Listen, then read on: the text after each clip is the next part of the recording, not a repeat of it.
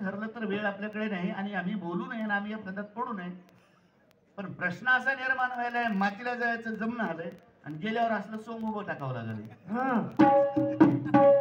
जायना गेले की कुठंच येणार म्हणतात आणि गेलं की असलं सोंग उभं टाकल्यावर मग लोक म्हणतात आता सोबतेकारी याला म्हणतात. आता दोन्ही कुण पेचात पडावं लागले, कुठेही गेले की तिथं तसंच व्हायलंय. पण नाईलाज आहे, पण आता उभं टाकल्यावर बोलावं लागणार आहे. आणि म्हणून सांगतो तुम्हाला, ऐका, आमच्या मृत्यूबद्दल जर बोलायचं झालं तर दोन कारण मी तुमच्या समोर ठेवतोय.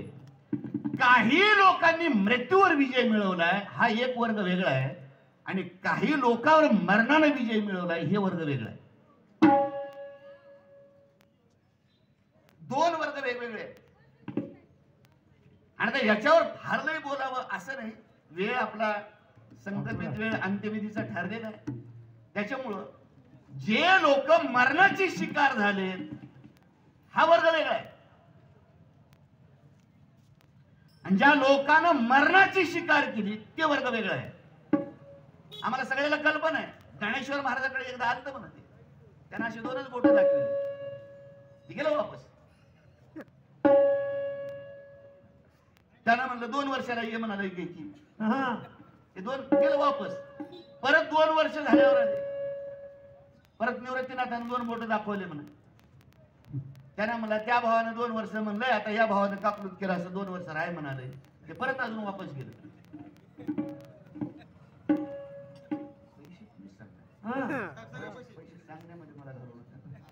पैसे राहू द्या म्हणा, नंतर सांगा ते पैसे नंतर शेवटी सांगा. त्या पैशाचं काही महत्वाचं नाही.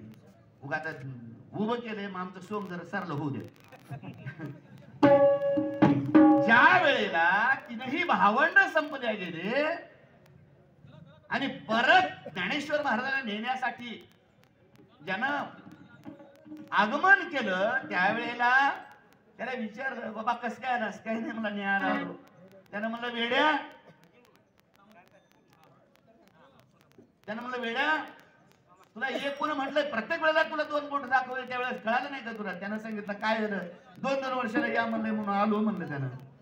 त्यावेळेस त्यानं सांगितलं तुला 2 बोट दाखवले याचा अर्थ कळाला नाही अजून. 2 बोट एवढ्यासाठी दाखवले, जोपर्यंत चंद्र आणि सूर्य आहे तोपर्यंत तुला इथं प्रवेश नाही, थांब गपचिप. परत जावं लागलं. अरे मरणावरही विजय मिळवणारी मरणाची शिकार करणारा वेगळा आहे वर्ग. त्यानं जायचं ठरवतो आणि मग जातो. हे मी काय एवढं बोलतोय, सगळ्याला मरण 12:05 महाशिवरात्रीच्या पर्व काळावर येत नाही. याचं कारण आमच्या भगवान पाटलांनी सांगितलं, रेल्वे पटरीवर जाऊन बसलं पण मेलं नाही. भल्याला पर्व काळ साधता येत नाही. शास्त्राने 29 पर्व काळ सांगितले, त्याच्यामध्ये मुख्य 5 पर्व काळ सांगितले. मुख्य पर्व काळ भागवत धर्मी, नरसिंह जयंती, रामनवमी, वामन जयंती, कृष्णाष्टमी, उत्तम शिवरात्री. सगळ्या पर्व काळामध्ये उत्तम शिवरात्री सांगितलं. आणि पर्व काळाला 12:05 सुरुवात झाली. बाईनं देह ठेवावं, एवढं सोपं मरण नाही महाराज कोणाला. या माणसाने मरणावर विजय मिळवला आणि पर्व काळाची संधी साधली. आमचे माणसं 4-4 वर्षापासून बाजामध्ये खेपताले, त्याला मरता येणार आहे. मरावं म्हणून तरसणारे भरपूर आहेत, मरता येत नाही. आणि जायचं जाणं ठरलंय, ज्यानं ठरवलंय त्याला इथं ठेवणारही आणि राहतो म्हणणारही असा कोणी नाही. कारण त्यानं त्याच्यावरती विजय मिळवलाय. आणि म्हणून तुकोबाऱ्यासारख्याची प्रमाण आम्हाला ऐकायला मिळतात. आता दिवसचारी खेळी मिळेल, तुका म्हणे आता उरलो उपकारापुरता, असं म्हणावं त्यांनीच फक्त. म्हणून 2 वर्ग आहेत. जाता जाता 2 सोहळ्यातला इशारा तुम्हाला देतो, कारण दोनही सोहळे 2 क्रमाने आहे.